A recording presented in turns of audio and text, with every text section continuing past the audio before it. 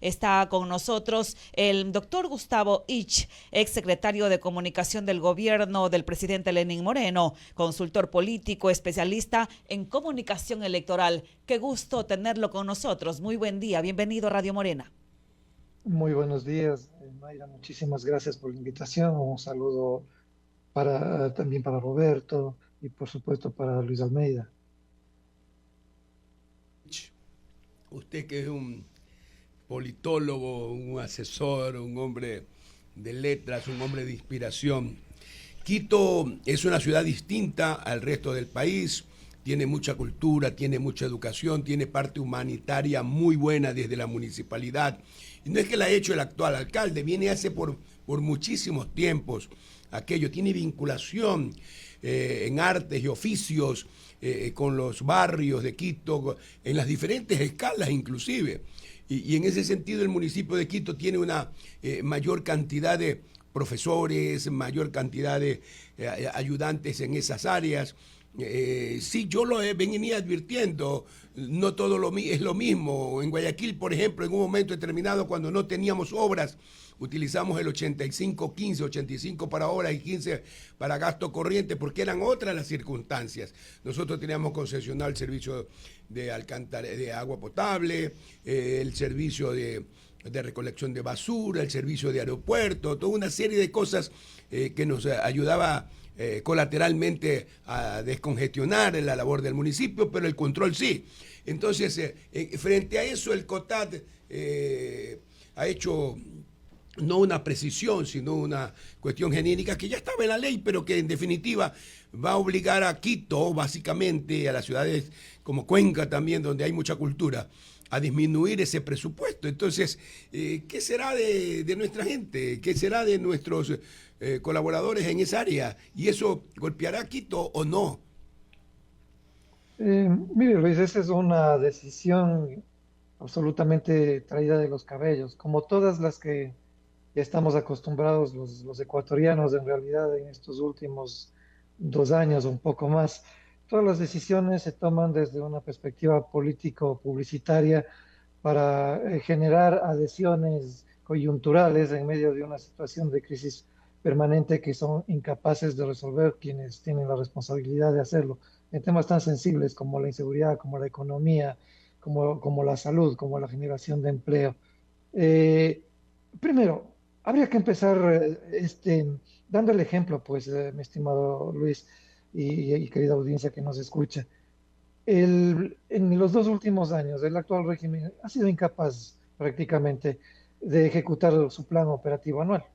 O sea, con las justas llegan antes de que termine el año a 30, 35, 32% de ejecución en estas áreas sensibles.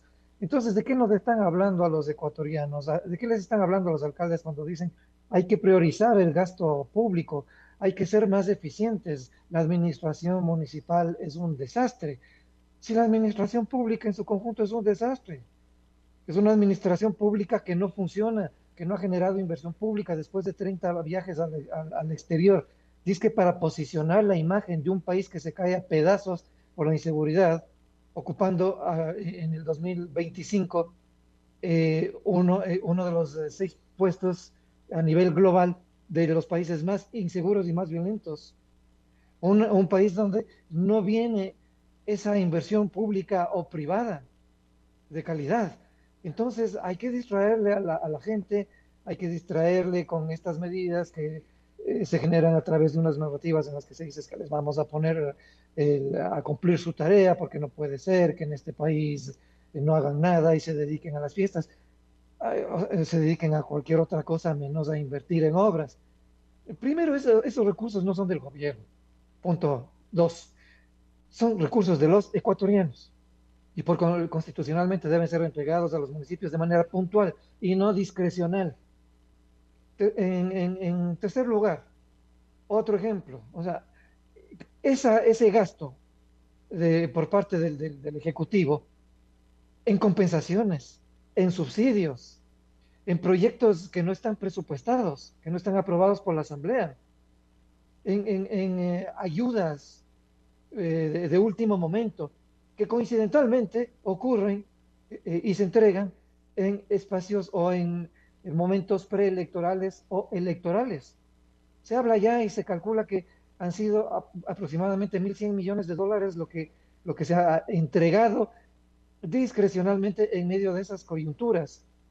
E incluso se declaran reservadas las negociaciones para la entrega de compensaciones, por ejemplo, con los transportistas o con el proyecto de empleo seguro o empleo joven, alguna cosa así se llama, que les da 3 meses de trabajo a los jóvenes de este país, pero se declaran reservados los términos de esas entregas, de esas compensaciones, durante varios años y por decreto. O sea, si, cuando un gobierno hace bien las cosas, más bien debería publicitar, a decir, miren, cómo estamos ayudando a que los jóvenes trabajen dignamente. Pero no, esos detalles bajo la alfombra. ¿Qué habrá detrás de ello?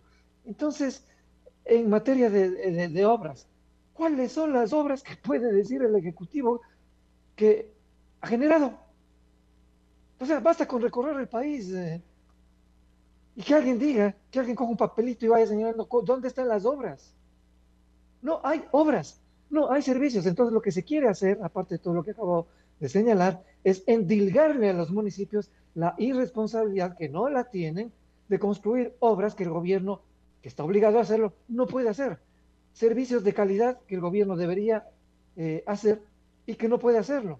En Cuenca, el año anterior, se inauguró un hospital hipermoderno, que es la envidia de muchos hospitales universitarios, de muchos hospitales de primer nivel aquí en el país, que se caen a pedazos porque no hay obras, no hay infraestructura, no hay atención, no hay médicos, pero eso fue lo que ocurrió en Cuenca, es producto de una administración municipal.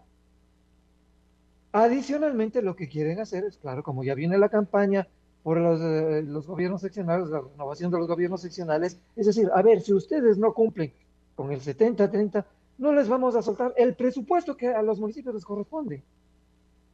Entonces, es indignante, como usted bien decía, Luis, es indignante para la Quito, para la capital, para Cuenca, pero en general para todos los municipios, porque además parece que esta gente no entiende que una cosa es la administración en los municipios rurales, donde los temas de pobreza son más graves, más profundos, o en ciudades tan grandes, en urbes como Quito, como Guayaquil, ¿sí?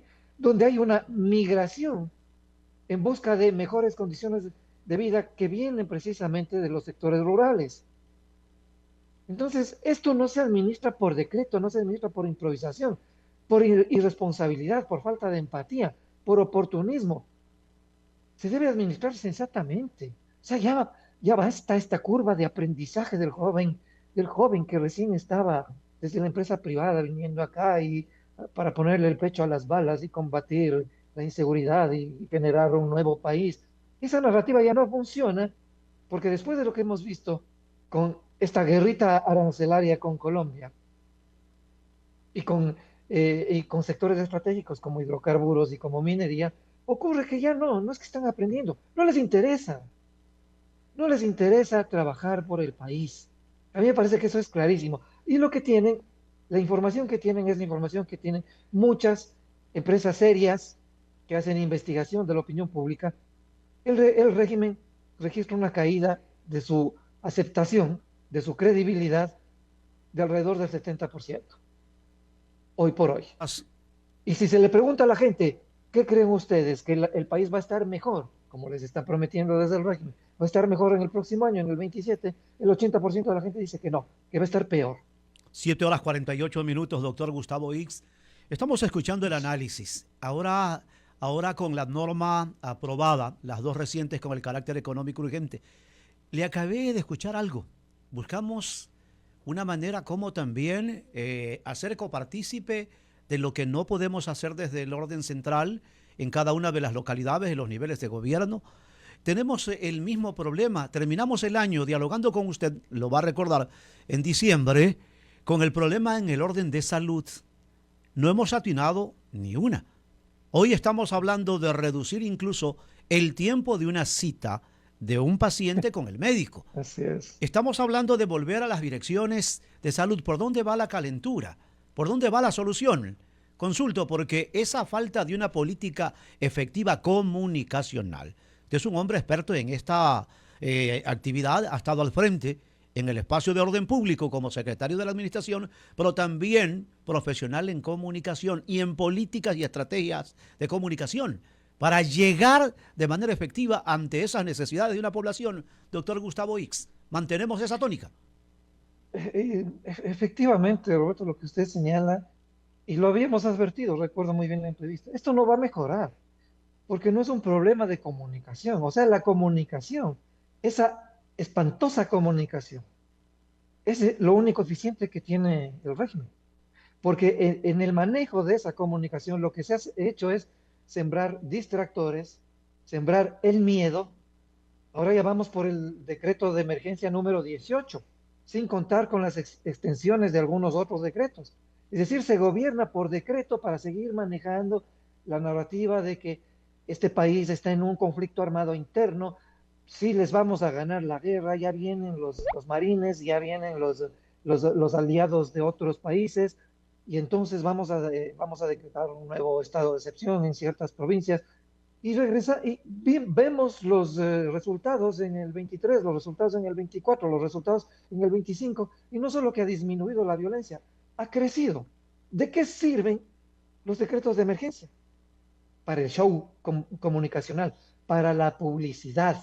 Se gastan y se invierten miles de dólares, cientos de miles de dólares para decir, miren cómo la estamos combatiendo, miren las incautaciones de droga. Ah, caramba, qué cantidad de droga que se está incautando, pero no es la mayoría de lo que transita por el país. Organismos internacionales, algunas investigaciones internacionales han señalado públicamente que por el Ecuador, que se ha convertido en un callejón de tránsito de la cocaína, se pasa la mayor cantidad de este estupefaciente que se consume en Estados Unidos, uno de los que nos van a venir a ayudar a combatir el tema de la droga, ¿no es cierto?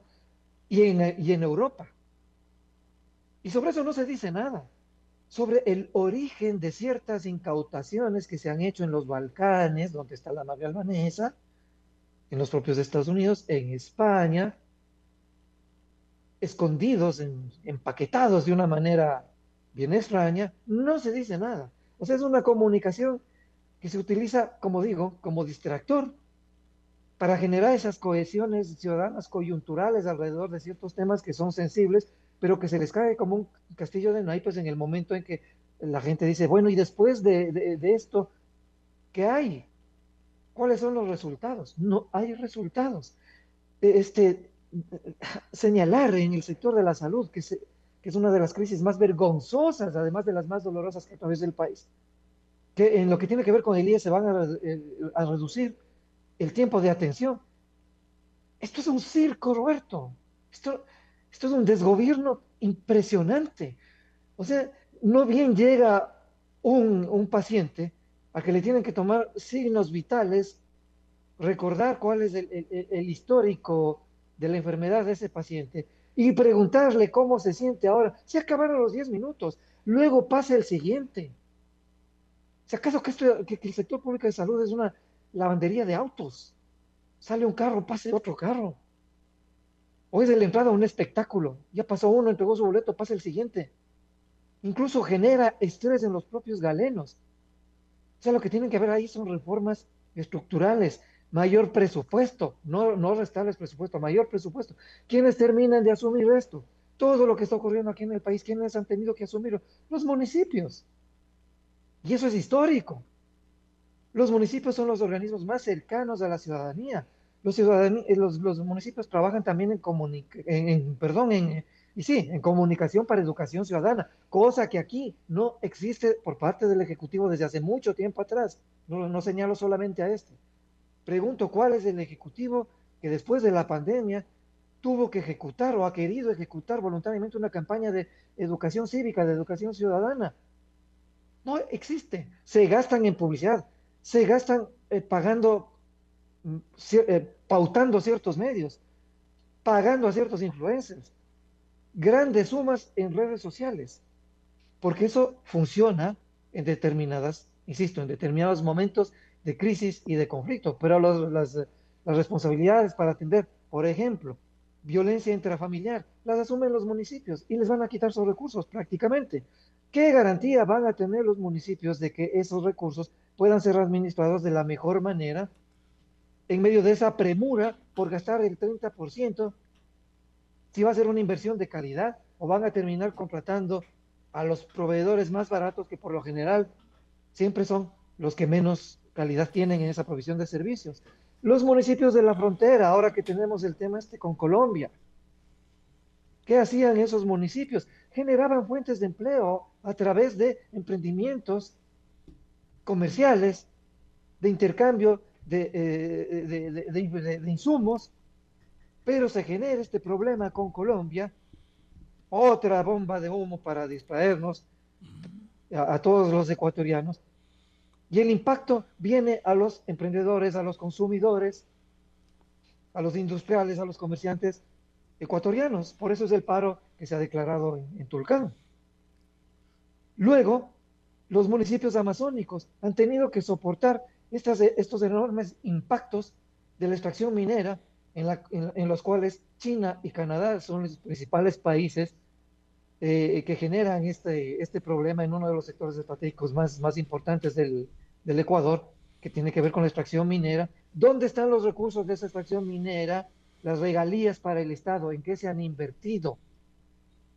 Pero no, la contaminación, la falta, el deterioro de la vida de las comunidades amazónicas o del austro que están enfrentando o que pueden enfrentar una más intensiva extracción minera, se pasan bajo la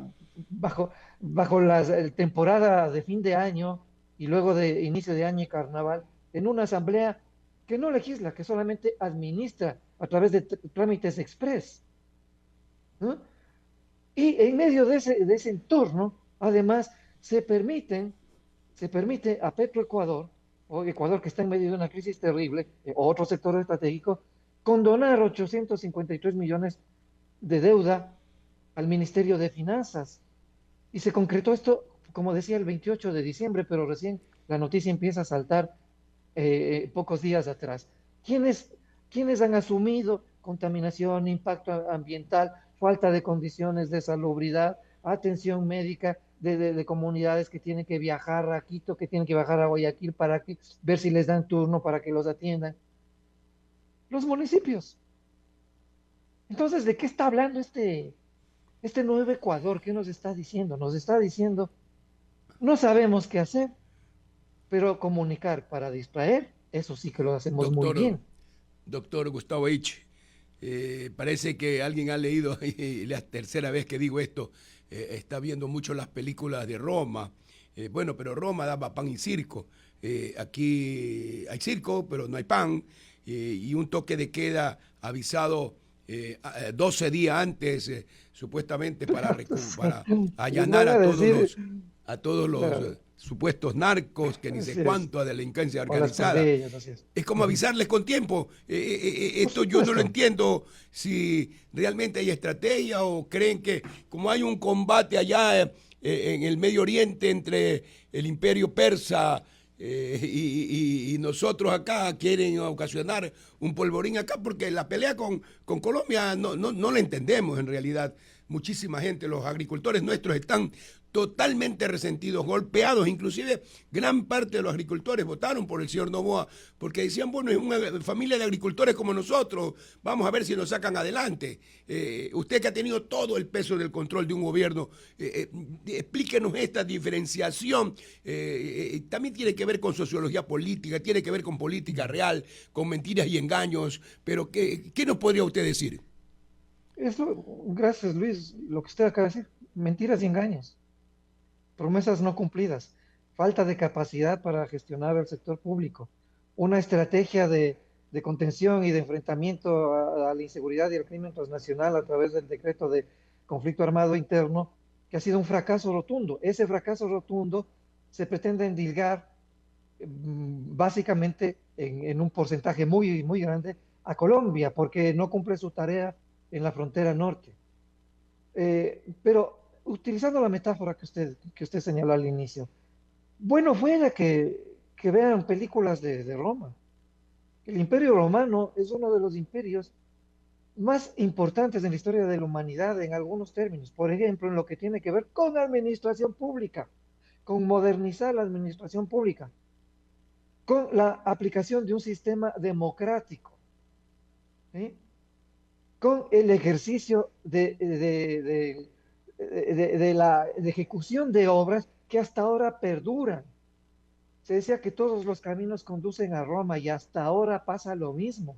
Es decir, son caminos tan bien construidos que el paso del tiempo no los ha podido destruir, no ha podido erosionar en su gran mayoría. Obras públicas relacionadas con la infraestructura sanitaria, con el manejo de las aguas. Aquí, ¿qué tenemos? ¿Qué han hecho con todos los recursos que tienen? ¿Que han tenido? Nada, solamente se han endeudado y han viajado. Ahora, con el tema de Colombia, algunas consecuencias. Primero, un desgaste económico localizado en la frontera y en cadenas de suministros sensibles. Lo habíamos advertido y aquí también pasó exactamente lo mismo. Es decir, en enero se les dijo, verán, vamos a generarles un arancel de 30% si es que no cumplen sus obligaciones. Colombia respondió, evidenció pública e internacionalmente cómo estaban trabajando con el gobierno ecuatoriano, con su policía, con su ejército, y las incautaciones que se habían hecho allá, los delincuentes que habían sido apresados allá en Colombia, y aquí no hubo respuesta después de esa aclaración de Colombia. Simplemente se impuso el arancel, porque aquí en el Ecuador estaban pasando cosas muy conflictivas que afectaban la imagen del régimen, ¿no? Pero también se les advirtió. ¿Qué pasó en ese lapso? Que los comerciantes, tanto ecuatorianos como colombianos, ya compraron lo que tenían que comprar, lo que podían haber comprado, lo que podían haber comercializado. Pero con el aviso de que les vamos a imponer ahora el 50%, ya la cosa cambió, porque ya se empezó a ver que hay un desequilibrio en las capacidades económicas de Colombia frente a las capacidades económicas del aparato productivo ecuatoriano, a nuestros comerciantes, a nuestros agricultores, a nuestros industriales, a nuestros emprendedores. Y no le estamos afectando a Colombia, pues es que eso es obvio. Es como los liliputienses tratando de pelearse con el gigante. No, no, no lo estamos con un gigante regional. No podemos hacerlo. Es solamente publicidad política a partir de mentiras y de tratar de generar esta cohesión patriotera, de decir, uy, sí, los colombianos tienen la culpa porque permiten que los jefes de las pandillas vengan desde la frontera norte y nos generen esta desazón que tenemos en el conflicto armado interno. No, señores, lo que se hizo es porque se está aceptando implícitamente un fracaso de la estrategia del plan Fénix, entre comillas. Y eso ya se empieza a ver, esos efectos ya se empiezan a ver. Segundo, el deterioro de la cooperación binacional se produce, pues, precisamente en ámbitos donde la coordinación debería ser indispensable en seguridad, en migración, para contener el contrabando, para enfrentar la minería ilegal. O sea, qué falta de sensibilidad, qué falta de inteligencia política, comercial, de relaciones internacionales bilaterales. Tercero, la inflación de expectativas. Miren que si la violencia repunta o la balanza no mejora de manera sostenida, esa promesa se va a volver un boomerang y el gesto adquiere, ese gesto, esa decisión de golpear a Colombia porque nosotros somos bien valientes, pero claro, el peso lo tienen que aceptarlo y tienen que asumirlo, tienen que sacrificarse nuestros comerciantes, nuestros industriales, nuestros agricultores, los consumidores, ¿no es cierto? En esa retórica, ese gesto, ese peso, es una apuesta muy cara en la que incluso cuando Colombia quiera, puede llevar el caso a la comunidad andina para que nos sancionen. Porque no hay pruebas de que Colombia no ha hecho nada de lo que le correspondía hacer en medio de esta situación de contención de la inseguridad. Y entonces tomar esa medida de una manera unilateral genera también un problema dentro de la comunidad andina. Y se preguntan, no solamente en la comunidad, sino a nivel internacional, y esa es la imagen internacional después de los 30 viajes que se pretendía sembrar, seguridad para las inversiones, seguridad para el comercio. si ni siquiera pueden mantenerla con su vecino del norte, que además les ha permitido tener energía eléctrica cuando han estado en crisis, en esas crisis de los apagones? Esa es la imagen que fuimos a lograr y de la que todavía no vemos cuáles son los buenos resultados, porque comunicacionalmente no se puede disfrazar la verdad, no se puede disfrazar la realidad. Se puede hacer mucha publicidad, se pueden sembrar distractores, pero lo que no se puede hacer, ni siquiera con la gran inversión en redes sociales, es que después de un poco más de 2 años, la gente viva una realidad que no es consistente con la publicidad. Muy bien, doctor Gustavo Ich. Debo precisarle, yo era concejal de Guayaquil cuando comenzamos a aplicar el Me acuerdo, 85-15. Luis. El 85-15 era realmente una posibilidad porque nosotros no teníamos obra pública acá. Entonces teníamos que nosotros impulsar el empleo desde el municipio de Guayaquil. Teníamos inauguraciones de obras, 600, 700 obras, y nos permitió de una u otra manera impulsar el empleo acá en Guayaquil. O sea, ya que el gobierno central o los gobiernos centrales no nos daban nada, tuvimos que inventarnos el 85-15. Pero nosotros también dijimos que el 85-15 era exclusivamente Guayaquil, porque nosotros teníamos recursos de ingresos propios, cosa que no tienen otros municipios. Nosotros tenemos ingresos propios por la recolección de basura, tenemos por el agua potable que nos produce un dinerito. Lo del aeropuerto de Guayaquil, que en los años que tienen, gracias al presidente Gustavo Noboa, tuvimos ese aeropuerto que fue dado en propiedad, como 800, 900 millones a través de los tiempos, de la cual tenemos 380 millones de dólares todavía guardados para el nuevo aeropuerto, y también sirve a veces en inversiones para los gobiernos de turno, bien aseguradas, lógicamente.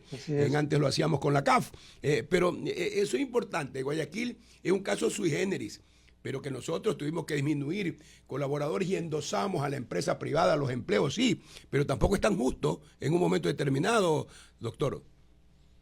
Claro, además, alianzas entre los municipios. Yo recuerdo que Guayaquil, Quito, capacitábamos a través de la AME a todos los municipios del país. Éramos municipios con una enorme experiencia. Éramos incluso municipios, y Quito siempre se ha jactado de ello hasta las últimas 2 o 3 administraciones en que ello ocurría, donde no importaba de qué filiación política era el alcalde, ni de qué filiación política eran los nuevos concejales. Podían ser de la oposición, pero todos trabajaban por Quito. Ahora a Quito, según leí unas declaraciones del alcalde actual, si no me equivoco, señalaba que más de 480 millones de dólares que ya estaban presupuestados se van a perder con este mamotreto, porque decirle ley duele, ¿no? O sea, con esta decisión política que no tiene técnicamente un sustento adecuado. Y todo esto se va a perder, todo esto se va perdiendo. Y un tema además gravísimo. Yo recuerdo, yo fui jefe de comunicación de la Asociación de Municipalidades Ecuatorianas en los años en los que esa entidad era muy probablemente la institución autónoma más fuerte de este país. Ponía de rodillas a los ministerios de finanzas cuando no querían entregar la plata que correspondía. Tenía ese nivel y tenía contactos de capacitación y ejercía capacitación a nivel nacional e internacional a través de un instituto de capacitación precisamente en ello. Pero me acuerdo que uno de los problemas en ese entonces era la centralización. ¿Cómo salimos de la centralización? ¿Cómo salimos de la burocracia en Quito que nos dice cuándo los recursos van a venir, de qué manera van a venir? Y vamos a Quito y nos dicen que el proyecto, la planificación está mal hecha y tenemos que regresarnos para saber. Y la AME hacía todo esto y ayudaba a los municipios, y Quito y Guayaquil salían adelante, Cuenca salía adelante, los municipios querían muchísimo y tenían y luego con el paso del tiempo ese resultado de descentralizar el país se produce en la Constitución del 2008 con el correísmo. Hay que decir las cosas como son. Podemos ser anticorreístas quienes sean, o quienes lo seamos, pero hay que reconocer las cosas como son. 2008, la descentralización en la Constitución. ¿Qué se está haciendo ahora? Volver a la centralización. Doctor Gustavo Ich, queremos agradecerle por su tiempo, por comparecer aquí en Radio Morena, la gigante del Pacífico. Llegamos a la parte final. Gracias. Muchísimas gracias a ustedes. Muy buenos días. 8 de la mañana con 9 minutos. Usted escuchó al doctor Gustavo Isch, exsecretario de Comunicación del Gobierno del presidente Lenín Moreno, consultor político, especialista en comunicación electoral. Momento de una ligera pausa.